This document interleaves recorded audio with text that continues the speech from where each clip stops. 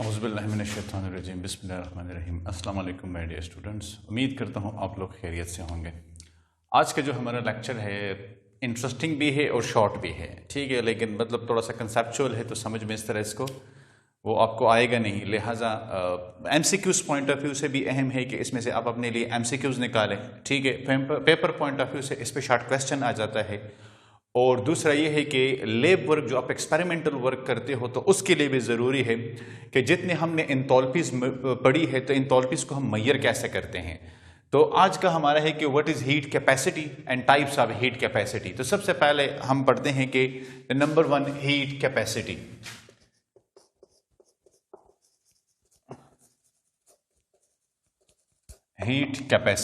Heat capacity इसको basically हम denote करते हैं कैपिटल सी से। किस चीज से? कैपिटल सी से। तो हीट कैपेसिटी क्या है? The amount of heat required to raise the temperature. देखें, the amount of heat required to raise the temperature. अब किस चीज का टेम्परेचर ये रेस करेगा और कितना रेस करेगा? आप ए गिवन अमाउंट, आप given amount of substance by 1 degree centigrade और 1 kelvin is called heat capacity, is called heat capacity। ये मतलब यह है कि हमारा डेफिनेशन है कि हम सपोज करते हैं कि हमने कोई सब्सटेंस लिया है और उस सब्सटेंस को हम टेम्परेचर, यहां पे मेंशन नहीं है कि कौन से स्टेट में है, सॉलिड, लिक्विड या गैस में, लेकिन हमने सपोज करते हैं कि इस बीकर में हमने कोई सब्सटेंस लिया है, ठीक है। इसको हम यहां से क्यों हीट हम प्रोवाइड कर रहे हैं और इसका टेम्परेचर हम 1 डिग्री रेस करें और 1 केल्विन रेस करें। इसको बेसिकली ये जो प्रोसेस हुआ है इसके लिए ये जो अमाउंट रिक्वायर्ड होता है इसको हम कहते हैं हीट कैपेसिटी। क्या? Heat capacity. इसको हीट कैपेसिटी कहा जाता है, ठीक है। अब इसका जो है ना मतलब ये प्रॉपर्टी, तो 2 तरह की प्रॉपर्टीज होती है। एक प्रॉपर्टी होती है इंटेंसिव और एक होती है extensive. So heat capacity is extensive property. क्या है ये? एक्सटेंसिव प्रॉपर्टी है। एक्सटेंसिव प्रॉपर्टीज कौन सी होती है? एक्सटेंसिव प्रॉपर्टीज वो प्रॉपर्टीज होती है जो टेम्परेचर पे डिपेंड करती है। मतलब यह है कि अमाउंट ऑफ सब्सटेंस पे बेसिकली ये डिपेंड करती है। Such properties depend on amount of substance। such properties depend on amount of substance, ठीक है। और इसका यूनिट क्या है? It's SI system international unit इसका क्या होगा? जूल एंड पर केल्विन। जूल पर केल्विन ये इसका यूनिट है। तो ये हमारा है हीट कैपेसिटी। सेकंड हमारा क्या है? ये हमारा फर्स्ट था। सेकंड हमारा है स्पेसिफिक हीट कैपेसिटी। इसको हम स्मॉल s से डिनोट करते हैं। किस चीज से डिनोट करते हैं? स्मॉल s से। यहां पे भी डेफिनेशन आपके पास सेम है लेकिन थोड़ी सी चेंज है। The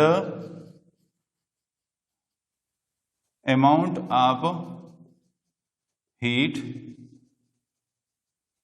required to raise temperature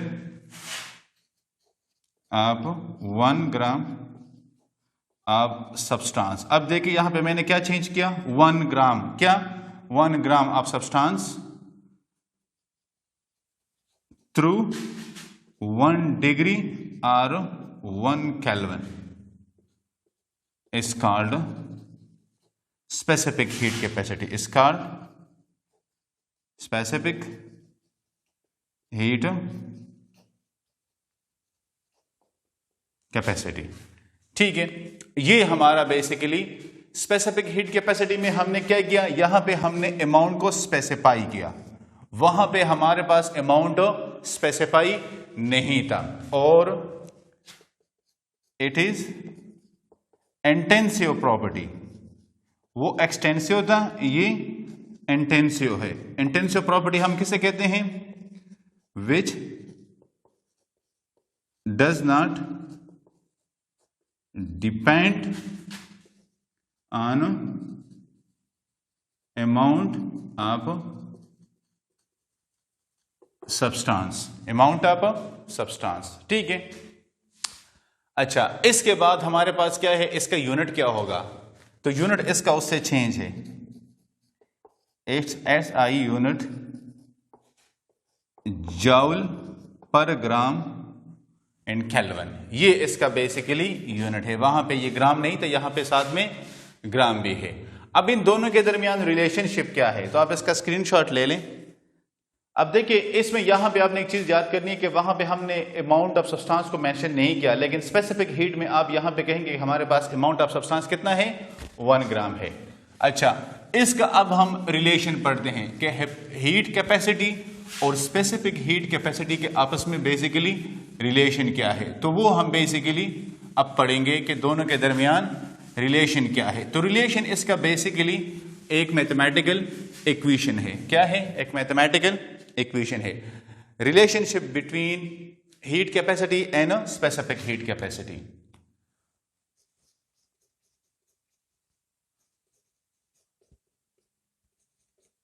between heat capacity and specific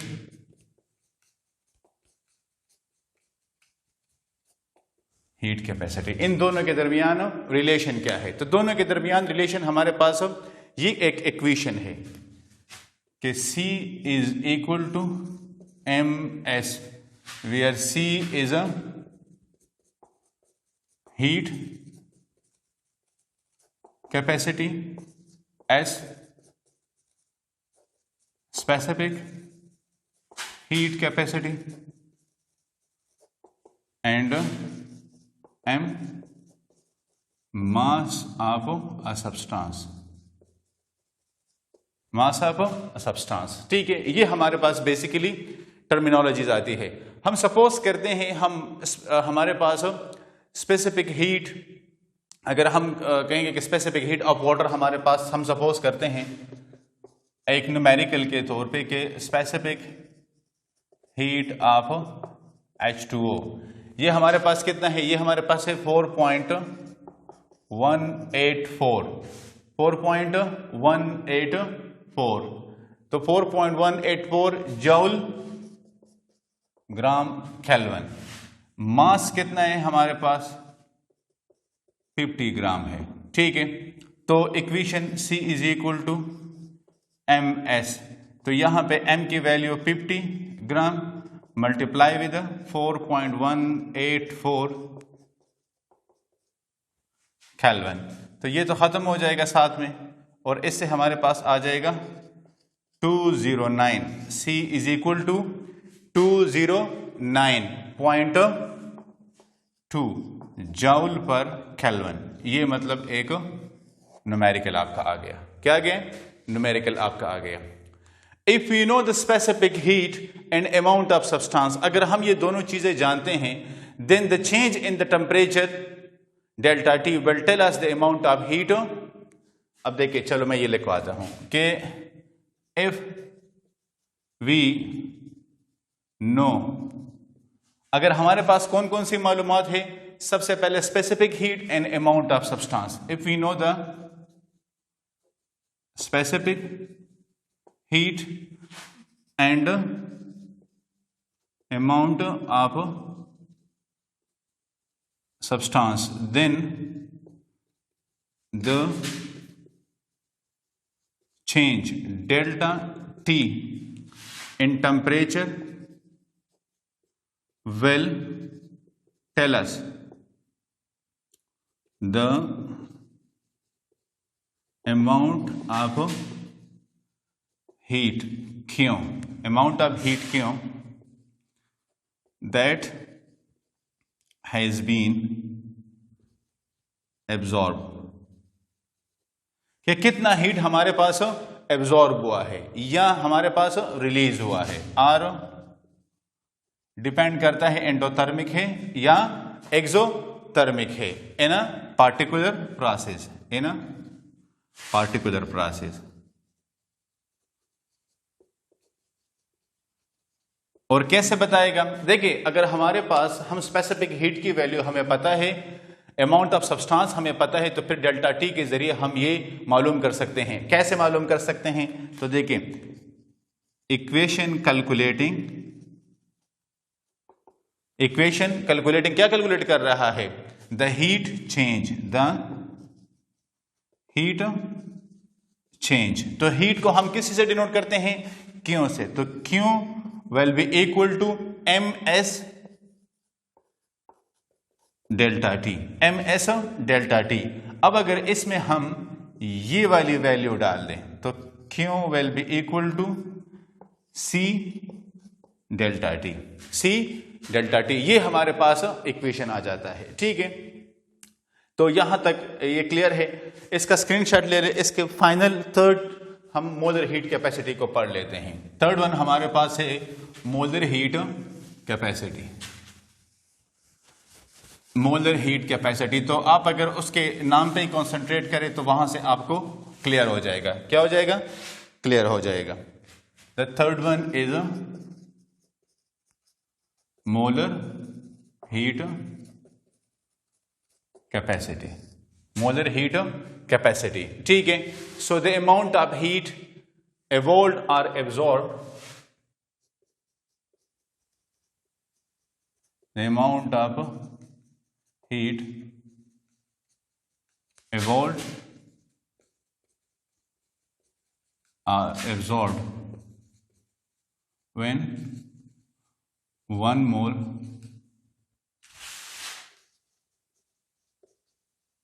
substance temperature raised by 1 degree और 1 केल्विन। ठीक है, यहां पे हमने सिर्फ सब्सटेंस क्या लिया है?